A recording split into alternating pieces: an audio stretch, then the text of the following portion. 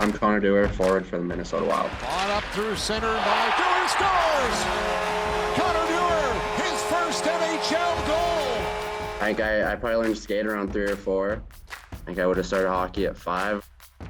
There was one night, kind of a funny story. I went to watch my dad play in one of his beer league games. I guess my mom remembers it. She says, after we left, I looked at her and I said, I didn't know you were supposed to work that hard when you played. And then I guess the next practice I had, I guess I was one of the best players out there. And ever since then, I just want to play hockey and be a hockey player. I do remember the day when he became a hockey player. You know, you're at squirts, so they 10, 15 kids all in a bunch, all chasing after the puck. And Connor used to stand on the outside, wait for it to pop out, eh? And then, but that day we went back after that that game that he watched. It was night and day.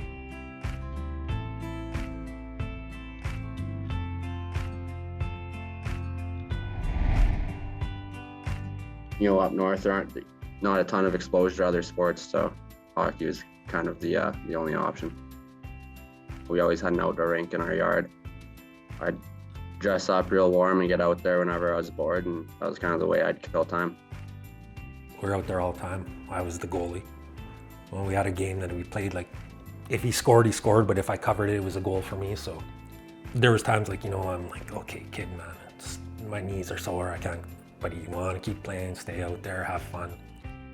You know, on the outdoor rink as a kid, I've scored my first NHL goal a million times. You know, it was almost predestined for the amount of times I enacted and reenacted my celebration on the outdoor rink and the goal going in. So it's all meant to be.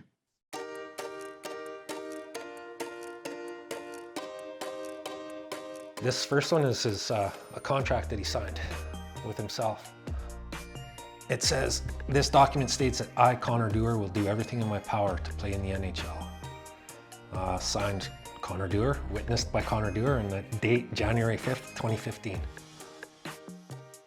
He was really driven, stubborn, and a lot of people took him as like he's not that nice of a guy or anything, because he's just quiet and focused, and he knew what he wanted to do. It was easy for me to admire, actually. Your kid sort of becomes your hero because he's doing the stuff that I couldn't do.